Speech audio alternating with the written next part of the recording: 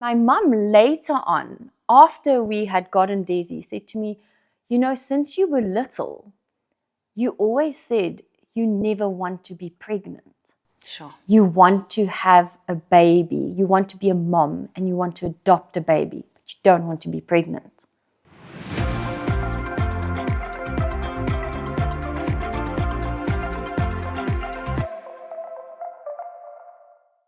Welcome to another Baby Brunch podcast. She's a digital entrepreneur and a mom, but I just know her as the mother of the feel-good kid.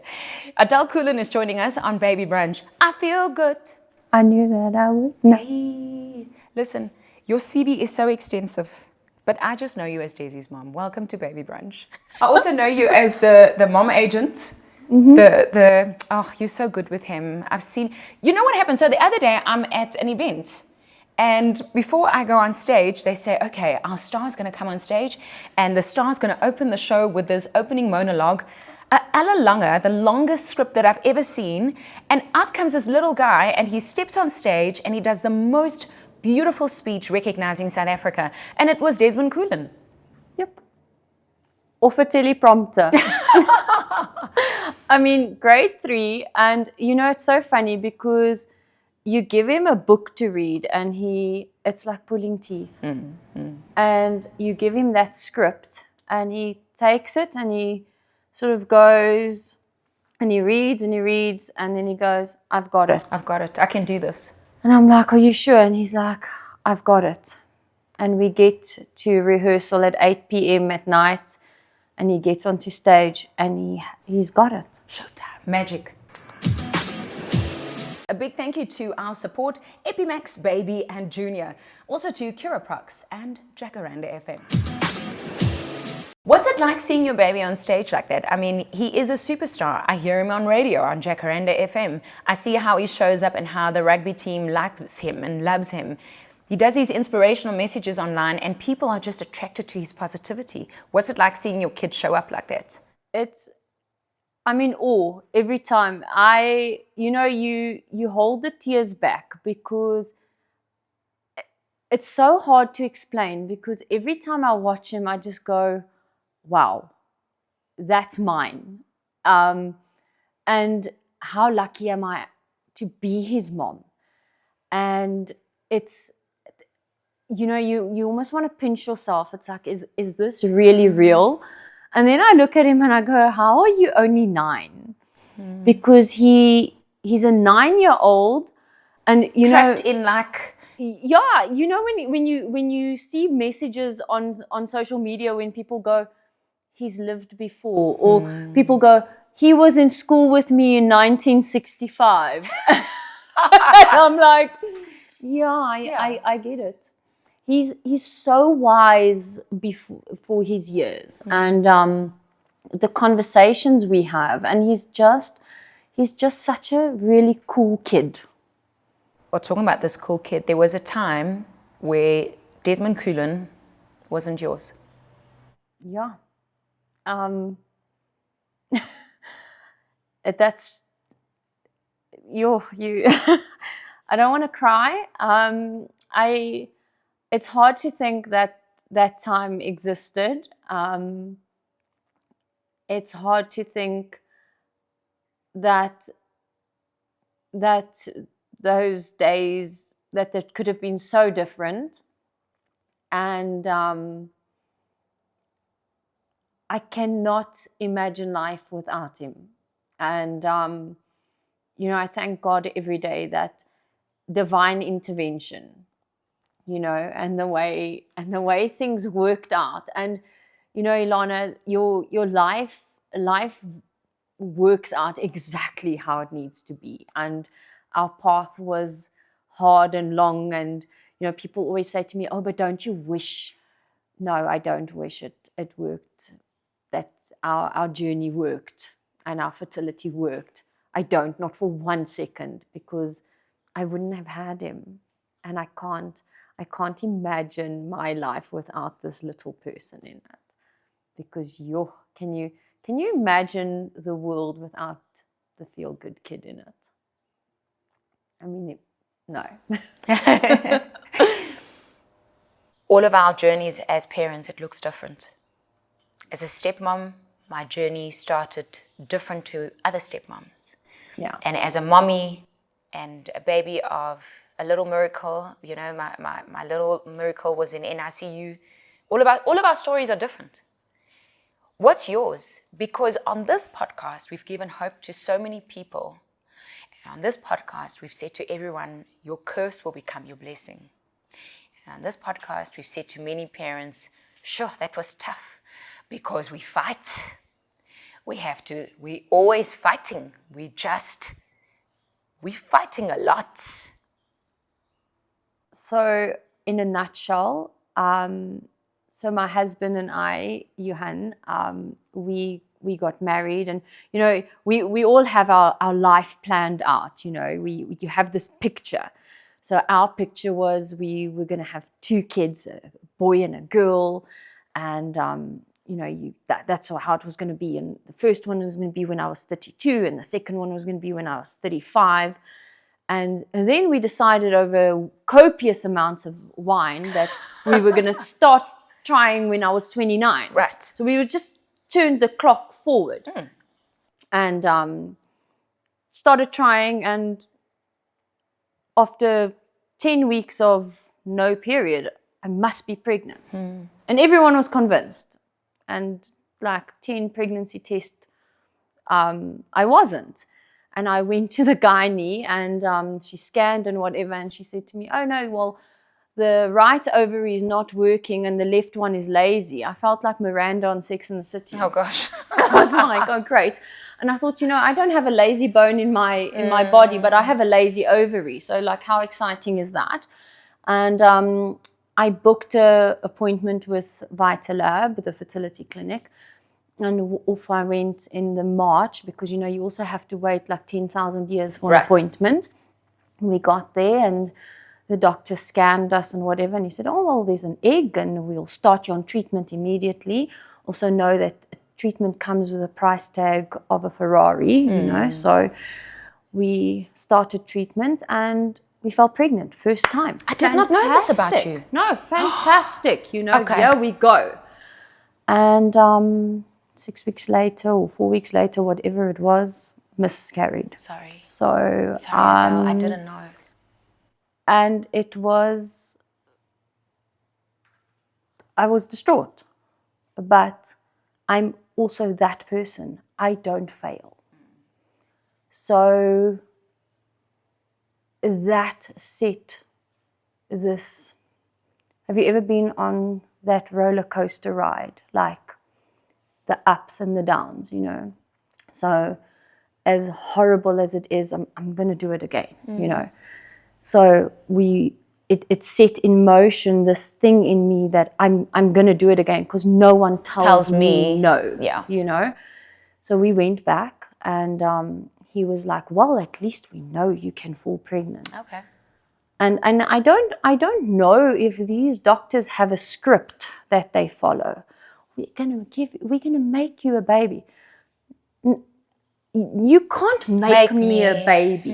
And I wish that they would learn that. There's only one person that can make you a baby, and that's the man upstairs. You can assist the process. You can't make me a baby. I want you to be as pregnant as much as you want you to be, you know, that sort of things. And I remember sitting there, bawling my eyes out, and at least you can fall pregnant. You know, you've fallen pregnant, so at least we know that can work. And we went through 12 cycles of assisted conception or timed conception. I had 5 miscarriages in total. And then we did, I went to them and I said, you know, guys, we've done everything. We have literally tried, we've tested everything now. We have tested the housing, as they said, with this lumen thing where they inject dye in and all of that. And you said the housing is fine. And I said, but have you tested the eggs? So they said to me, well, do you have a chromosomal problem in your family? I said, no, well, I don't, but it's very expensive. I mean, by then we had spent, I think, almost 400,000. What's the price tag every time you go? Like more or less? I mean, everyone's journey is different. I'm curious. At that time, I think we were paying about 30K. So 30K a shot, you go every time with a promise. Yeah. So then I said, what are we looking at? No, like 10,000 rand. I'm like, my husband's sitting going, like, Test the egg. Swipe away. Yeah. So then they came back and they said to me, listen, actually, you have got a chromosomal issue. So now your eggs have got an issue. So I can't, my eggs are actually not viable to have a baby with. So now I need to look at donor eggs. So, okay, fine. So now I have to wrap my head around it. So now the doctor says to me, you know, you don't need to be genetically linked to a baby to be its parent. So I'm like, okay, no, it's like, that's fine. I don't have an issue with that. I've never actually had an issue with that. So fine. So we find a donor.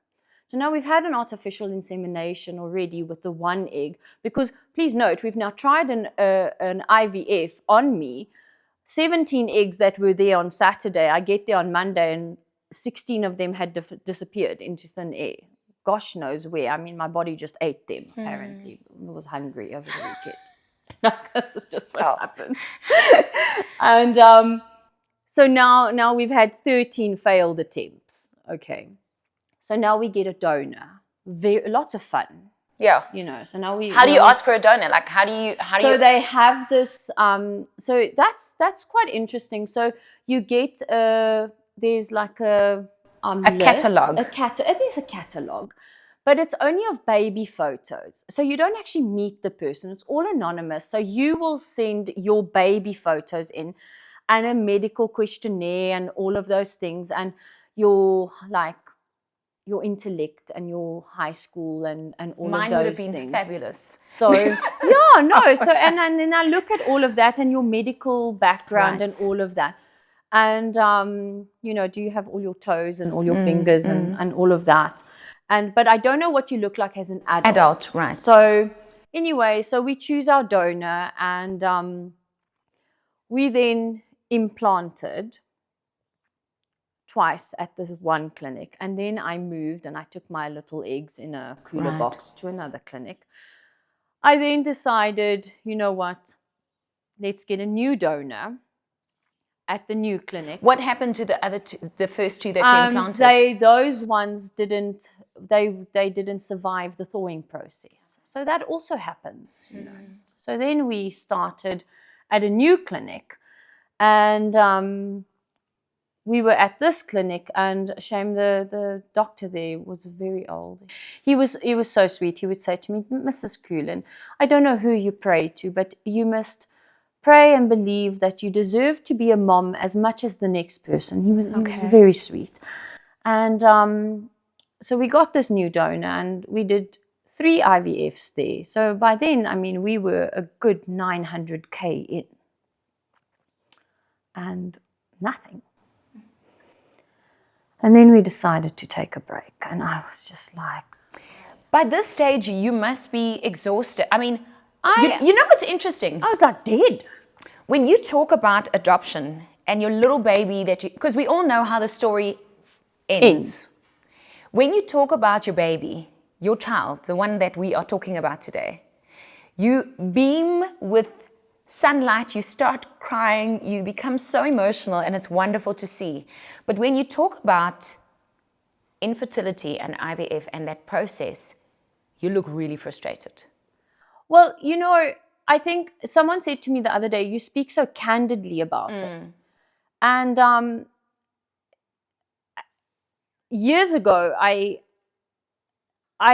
was more teary about it, I suppose, but it was really more about frustration. And people would say to me, why didn't you stop earlier? And it was really a case of I never wanted people to be able to turn around to me and say I didn't do everything. So once we stopped IVF, a friend of mine came out from New Zealand and she said to me she would be my surrogate. And we explored that with her, but surrogacy laws between South Africa and New Zealand, then you have to legally adopt and they have to be and it was just a very big, like, troubled waters. So then we actually went into surrogacy in South Africa, and our first surrogate miscarried, twin boys. So we then actually went the whole 9 yards. We actually tested the embryos. We knew the sex of the babies. Like massive. I mean, the amount of money we spent on that final step was excessive. We knew what we were implanting to the point of, like, whose eggs are you implanting in the surrogate? A donor. Right. So there's a donor, there's surrogate. There's a donor and an oven, right. Effectively. We were Elon Musking these embryos. We knew exactly there was no way that it couldn't work, type of thing. And then my cousin actually, because then this surrogate actually said, you know what, guys, I can't actually do this. And then my cousin surrogated for us twice. And then our last embryo just didn't make it out the gates. And I just said to my husband, I said, done. Enough. Now it's done. I said, we are not meant to be parents. We are done. God has a sense of humor, dude. Like, we are done. And then I decided, you know what? Let's do something so far left wing, right wing, up wing, I don't know what you call it. I'm going to do a beauty pageant. So I entered Mrs. South Africa. Okay. I don't even know. I can't even walk in a pair of heels. I did not think you were going to say that. I mean, I knew you were a finalist, but I did not know that this was the result. How long was the time that you were planning your baby and implanting and trying to fix? How long was that period? So this is the first time on Baby Brunch that we're ever laughing through failed attempts. So I was sitting, and and this is why I say divine intervention, guys. Signs come in all shapes and sizes. And I was sitting on the laptop, and this Mrs. South Africa thing kept on coming up on Facebook. Before you answer that, I want to know, how long have you tried this before the Mrs. South Africa thing happened? So it was 3 days before. No, how long was your infertility journey before Mrs. South Africa? No, it was in the last surrogacy attempt. So from the first implant to the last one, how long was that? It was 7 years. So 7 years of trying to fall pregnant. Yeah. And then the moment came where you... So our last attempt, the day I found that we were supposed to implant on the 26th of February to 2018 was supposed to be our final implantation into our surrogate, okay? The baby would have been born, if it took, on the 8th of November 2019. Right. Would have been the gestation, the Caesar date, okay? The entries for Mrs. South Africa closed on the 28th of February 2018, and the finale was on the 9th of November 2018. Stop it. I'm telling you. Have you ever seen a sign? So it was a sign that you needed to enter. Ace of Base, show me the sign. I think I saw the sign. I mean, and it was literally, and I entered I'll never forget, I entered the competition in like the November, like it was after our second surrogacy attempt, or the first one with my cousin didn't work. I entered the competition, and I thought I didn't submit the photos. I thought I'll submit the photos a little bit later, like in the January. And then I got an email, and they were like, you need to submit your photos. I was like, oh, I'll submit them. and I like sent them in, and I sent my husband a message from the bathroom. Hey, so I did this thing, and he was like, "What the hell is wrong with you? Like, you're going through a crisis."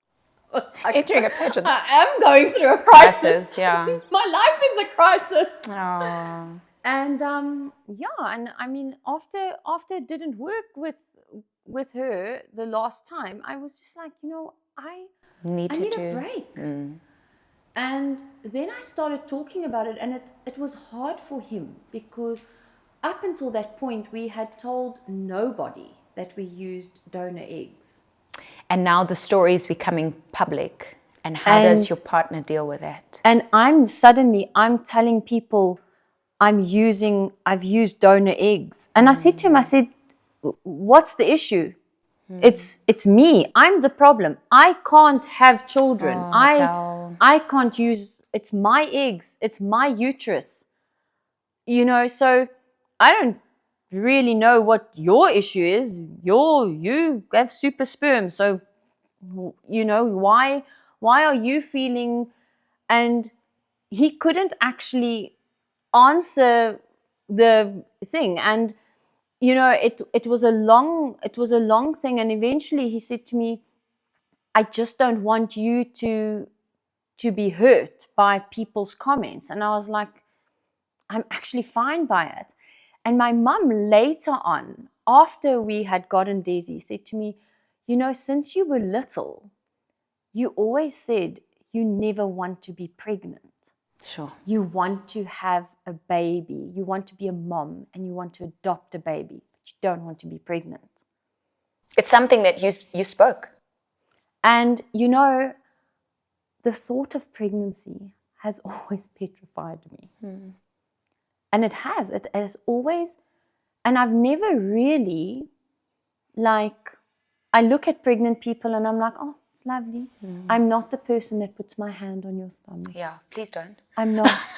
I look at people and I'm like, why do you, I don't get it. It's good, it's lovely, and I'm really happy for you, but it's not something that you could, do you at any stage of like growing as Adele, as a person, do you at any stage still blame yourself for anything? I did up to a point. I wondered if I had I done something wrong. There was a point, right? Where I thought, maybe I'd done something wrong. Maybe I hadn't looked after in jou lewe, jy het ek iets verkeerd gedoen. Ja, jy gedink is 'n straf.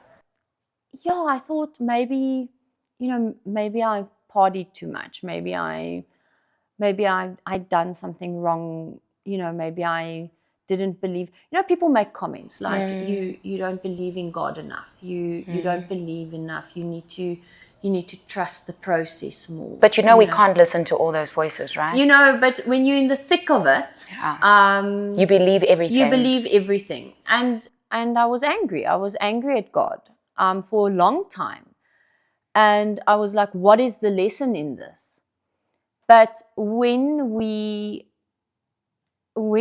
got Desi, I was like, there's the plan.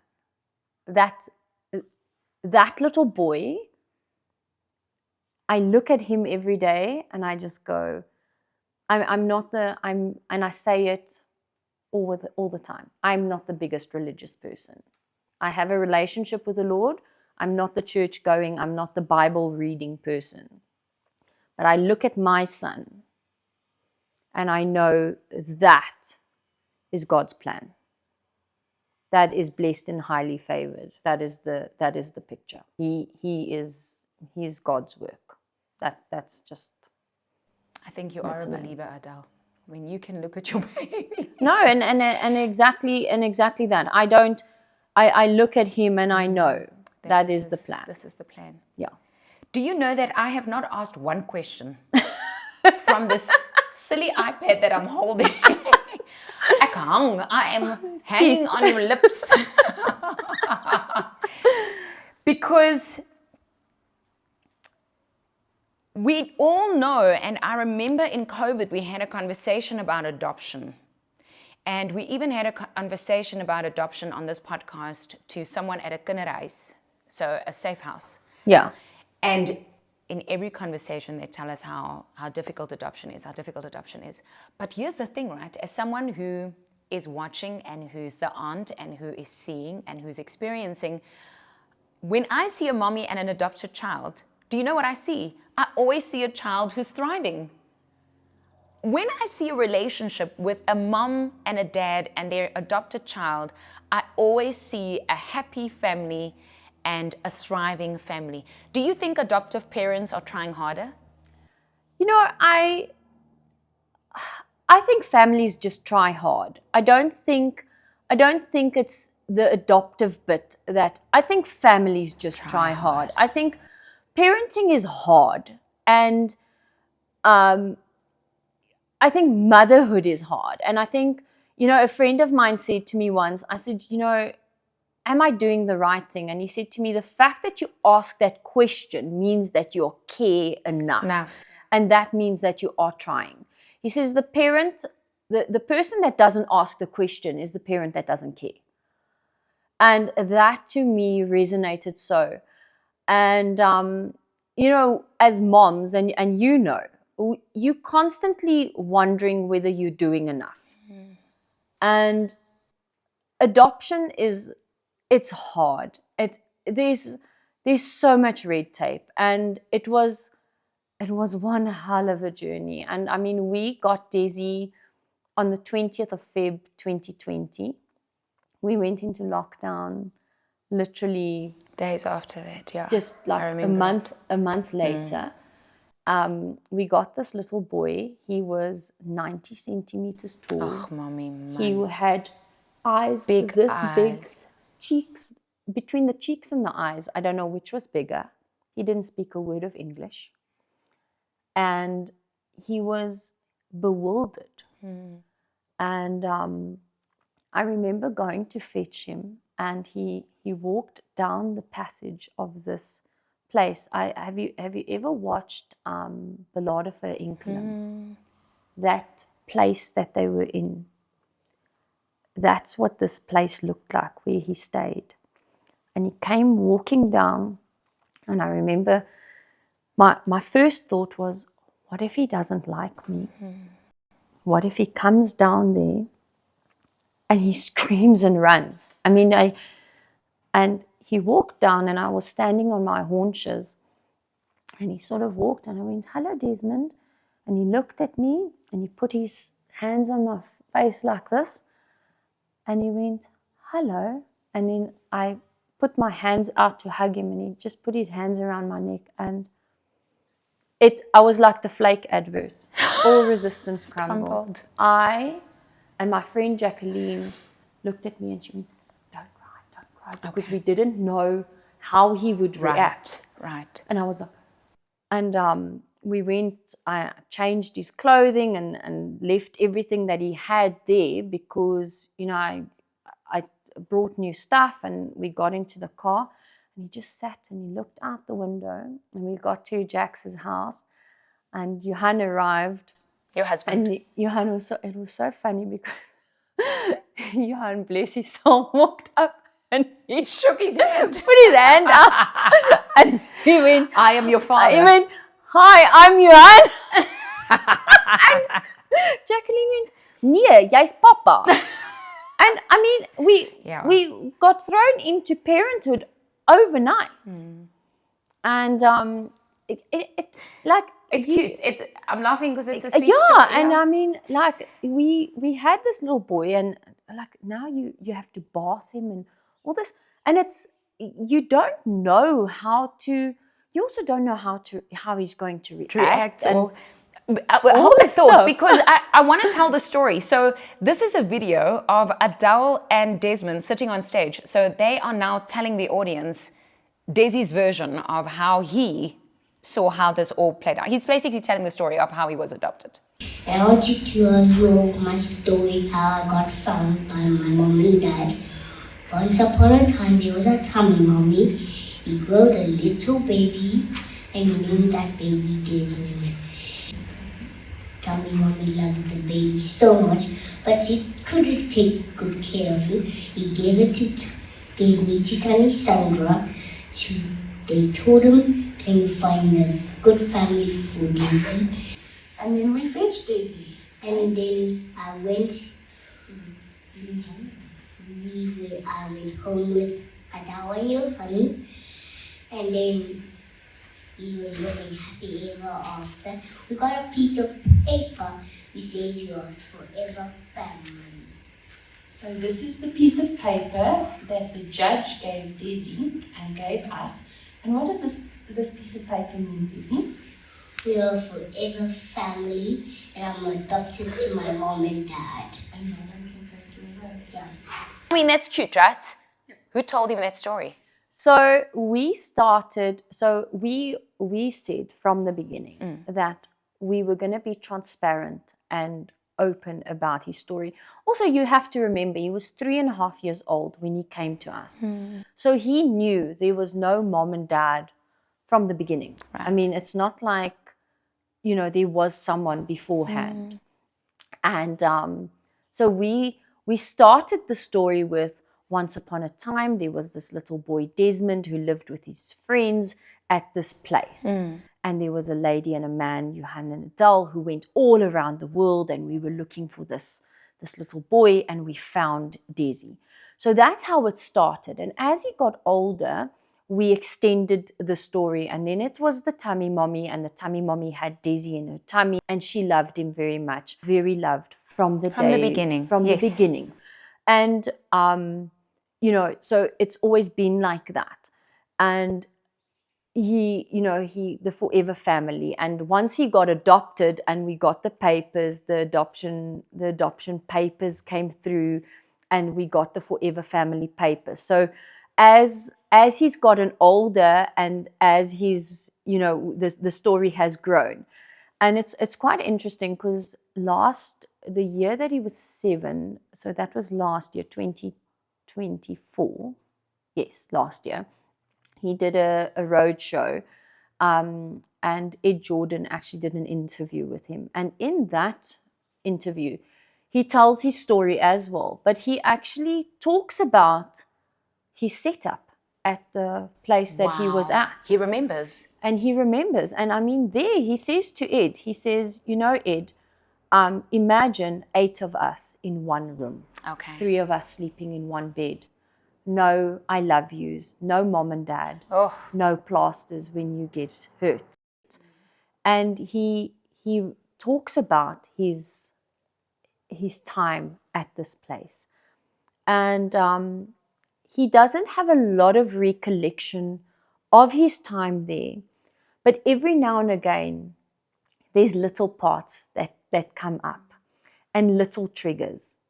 So it's quite interesting, because I don't know anything from there. So those are definitely almost, I want to say, core memories from when he was there. Do you look back and think, I wish he was a baby? Do you wish that he was smaller? Because we don't wish for another child, but do you ever wish that he was smaller when you got him? There's little things that I wish I had spent time with, so things like, if you think things that you did with your children, like singing them songs, counting, teaching them little things, because those are gaps that we have found now, obviously when he started his schooling, yeah. And those are things that obviously that were missing. So your 1,000 days were not... That weren't there. And you don't realize how much you do with your child just naturally. But, at the end of the day, the plan worked exactly the way it was. Because I look at it and I go, Desi came exactly at the time it was best for us. Yeah. because of your journey and the pageant, of course. Yeah, and You've become a voice for infertility, and you've become a voice for awareness, and you've become a voice for adoption. I like to think that. I like to think, Desi advocates for adoption. He's very, it's always so funny when people say to him, but please also don't call him black, because he'll say to you, Yeah. don't you know your colors? I'm brown. It's so funny. Okay. It's the funniest thing when he goes, I'm not black, I'm brown. Right. Firstly, and then he'll go, why are you brown and your mom is white? And he'll be like, well, have you not heard of adoption? Okay. And he'll say, it's not my fault your family's boring. So it's such a, he's so secure in who he is, yeah. in who he is, in what his story is. And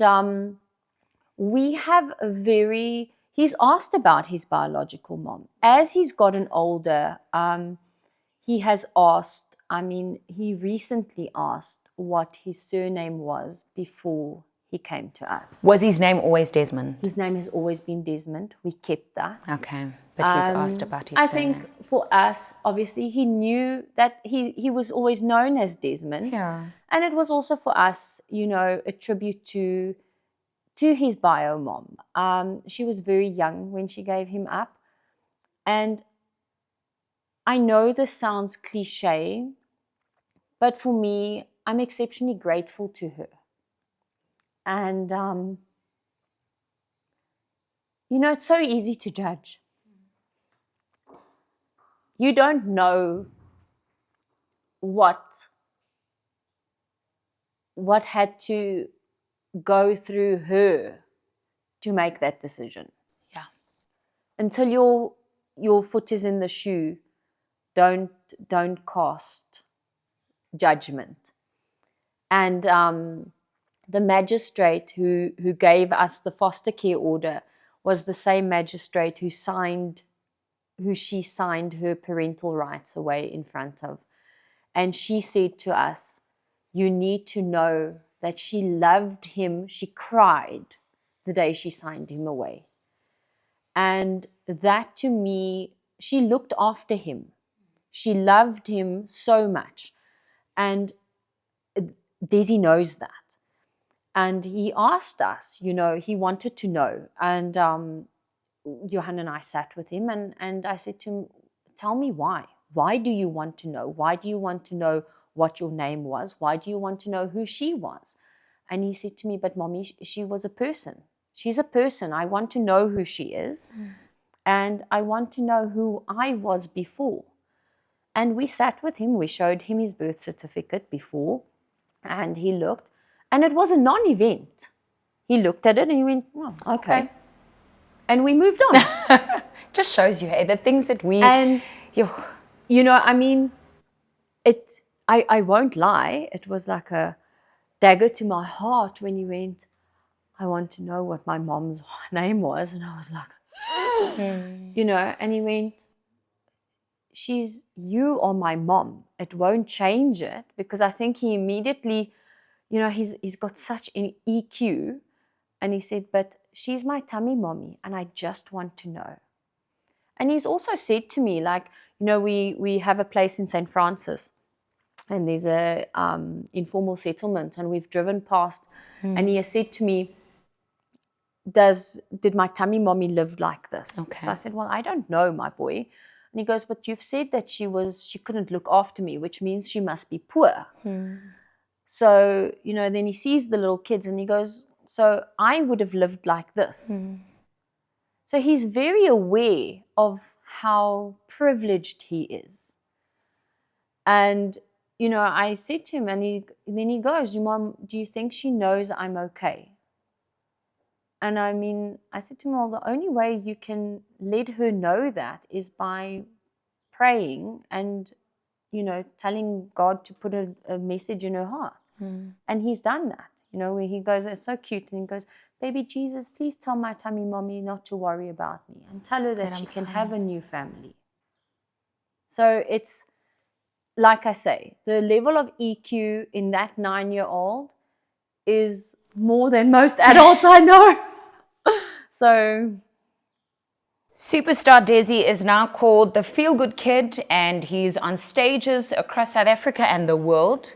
Yep. Did you intend for him to be this entertainer, or did he say, Mommy, I'm keen? You know, when we got him, I said to Johan, this child is going to touch hearts and change lives. I didn't think it would be at the age of 7. But he has been a performer from the minute he walked into our house. He was dancing and singing and performing. I mean, he couldn't speak English, but he was watching TV and then reciting whatever he was seeing. Right. You know, he's always been laughing and performing and all of that. And he did his first voiceover at the age of 4.5. Wow. And it was so cute. He did a little Jungle Bites advert, and he was Leo the lion. It was so Lionel the lion, and it was so sweet. And then I enrolled him for acting and for drama and singing. And this I Feel Good video, it just happened by chance. So he had done Stedford, and we were going to SA Champs, and he had walked away with diplomas at Stedford. Congratulations. And thank you. And I said to the principal, look, can he, in their assembly, their grade 1 assembly, could he please perform on stage in front of the JP, just so that he could get comfortable on stage, because we were leaving for essays the next week. So proud mommy moment. I'm sitting recording, really bad lighting, bad angle, the whole toot. And here's my kid standing Bok Friday, you know, in his grandpa shoes and the whole toot. and his Springbok shirts, yes. Springbok shirt, and I record it, and I mean, everyone's getting in on the song and whatever, and as they clap, Desi's just getting all like worked in. And I was trying to grow my TikTok at that time. As a digital entrepreneur does. As you do, you know. Yes. And I'm hearing my friend in the back of my head that night going, you need to post 3 videos a day at least, Adele, to grow your TikTok. Your numbers, yeah. And I'm sitting, laying in bed next to him, already sleeping, going, I have no content to post. And I promised myself my TikTok was going to be just me. Right. With dismal numbers, please note. Like, I'm very happy when I get 100 views on a video. I'm like, oh, you know, let me now post the I Feel Good video. And I'm like, proud mommy moment. My son has just, Desi performed in front of the JP today. I wake up the next morning, and the first comment I see is, congratulations on going viral. Wow. Like, what? And someone's like, wow, Wayne Brady commented. I'm like, who the hell's Wayne Brady? Don't you know Wayne Brady commented on? I had to go and Google it. If you want to see the video that went viral, this is Adele Koolen and his rendition of I Feel Good. I feel good. I knew that I would now. I feel good. I knew that I would now. So good, so good. I got you. I feel nice, like sugar and spice. I feel nice, like sugar and spice. So nice, so nice. I got you.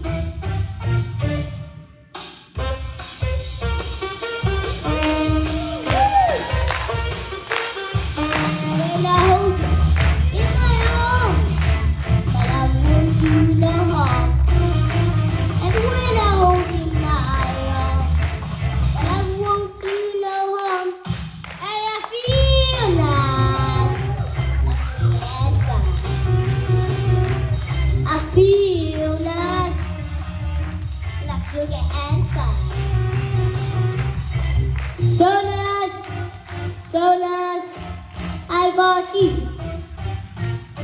Yeah! So we were going to go and play paddle. So I get up I'd fallen asleep in his bed. And I get up and I go to the room and I say to Johan, oh my word, this video's got 2 million views. And Johan's like, yeah, I don't see it going any further. Whatever. We come back from paddle and it's sitting on 5. Johan's like, okay, maybe something's happening. Next thing, we're on breakfast with Martin. And They're on radio, yeah. By the Wednesday, Will Smith shared it. And it just, it went absolutely crazy. Subsequently, he's also performed that particular song with like a big band on stage. And I look at his beautiful career. I mean, how do you balance in sharing Desi with the world and then also keeping his life private? So we made a very conscious decision. So everything that goes out, he consents to. Okay. So any brand work, anything, I say to him, so anything that comes in, I say to my boy, this is what's come in, this is the brief, this is what they want to do. Do you want to do it? Yes or no? If you commit, if you say yes, it's commitment, it's done, there's no pulling out. So where is he right now? How come he's not here? He's at school. Oh. Okay. And just asking. He's at school, and I did ask him if he wanted to be on this. What did he say? He said no, because he would have had to leave school early, and he didn't want to miss school. If you know what you know now, would you have adopted sooner? No, because I wouldn't have gotten him. And he would have been he was our kid. What does timing mean to you? And if there's any parent that's waiting for their miracle baby, what do you want to say to them? Don't push it. Don't force it.